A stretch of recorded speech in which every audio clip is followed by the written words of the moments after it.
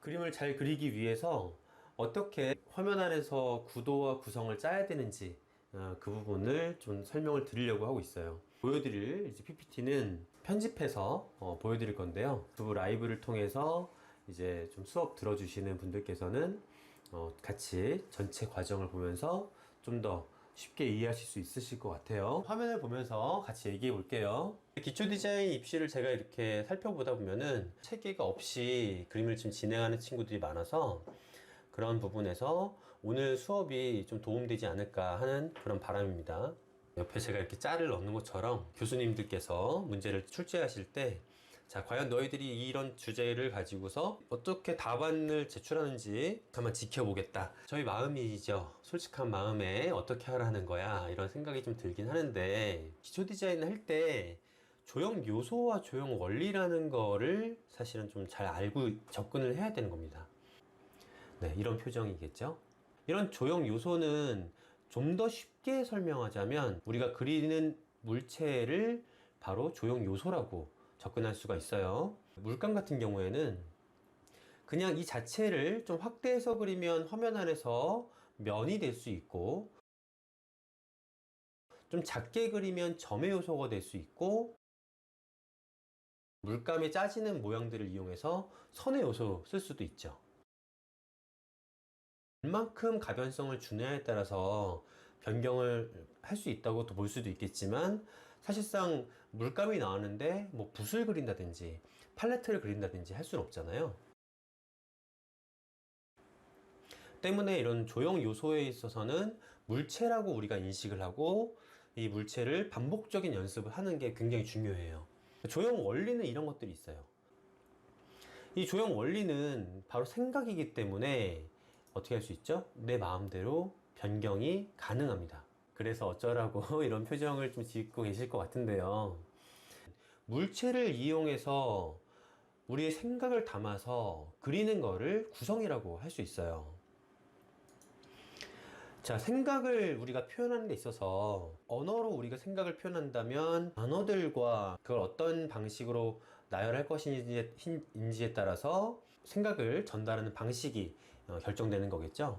음계와 박자가 합쳐졌을 때 어떤 하나의 음악이 되는 거고요.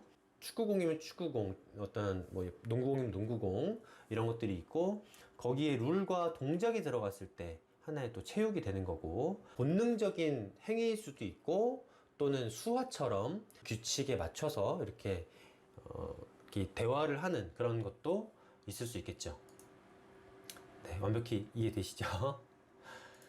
조형 요소를 우리가 얘기할 때는 반복적인 연습이 필요하다고 했지만, 조형 원리에서는 내 마음대로 변경이 가능하다는 점을 우리가 꼭 기억을 하시고 접근하셔야 돼요. 바로 기초 디자인에서 말이죠.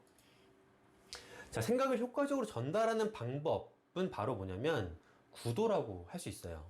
아까 구성이라고 하는 거는 우리가 물체를 이용해서 우리의 생각을 담아서 그리는 걸 구성이라고 했다면, 그러한 생각을 효과적으로 전달하는 데 있어서는 바로 이 구도라고 하는 거를 잘 활용을 해줘야 되는 겁니다.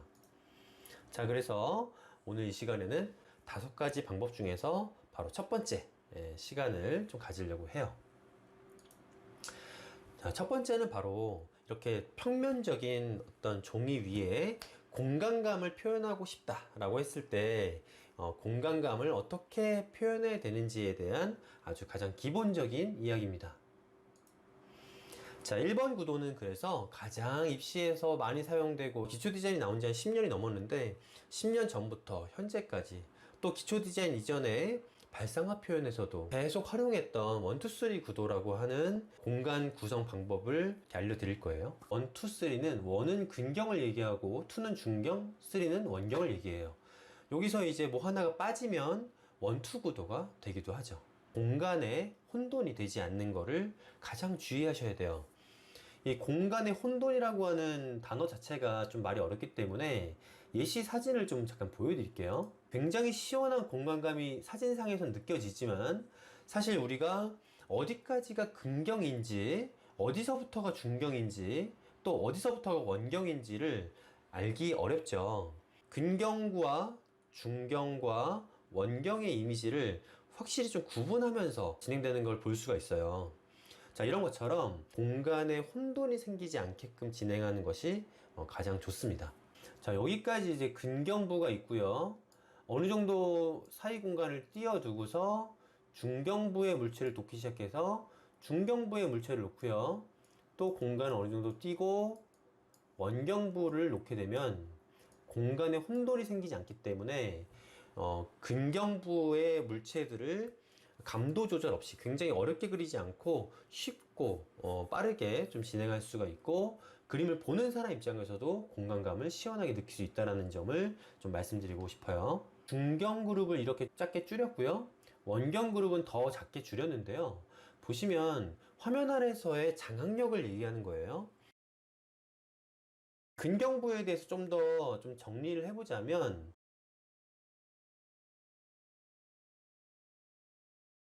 좀 전에 봤던 그 중경은 조연과 엑스트라 집단이라고 생각을 하셔야 돼요.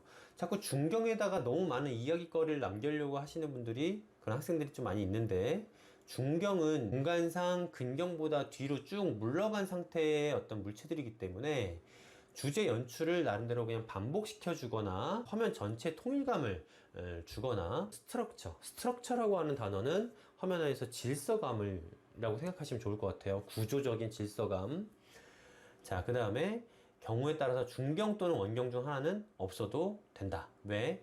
중경의 가장 큰 목적은 지금 근경을 받쳐주는 요소이기 때문에 그렇다고 할 수 있어요. 원경이라고 하는 요소는 사실상 없어도 무방한 거죠. 어떨 때 그러냐면 중경에서 공간감이 충분히 좋다면, 그 다음 연출은 가장 최소화된 연출을 해줘야 돼요.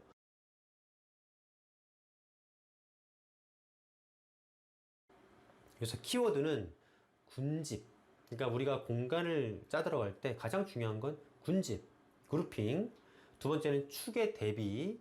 세 번째는 공간 설정이에요. 제가 물론 숙제 검사를 하진 않겠지만 여러분이 꼭 했으면 좋겠어서 숙제라고 써놨는데요. 제가 이걸 2월 달에 월반 하자마자 가르쳤던 건데, 학생들이 이제 다 숙제를 해오고 이렇게 그림을 진행했었거든요. 2달 지난 시점에서 봤을 때 지금 현재의 그림은 정말 굉장히 많이 바뀌었다. 이렇게 좀 볼 수 있어요. 제가 다음에 입시반 현재 학생들의 그림들 좀 보여드리도록 할게요.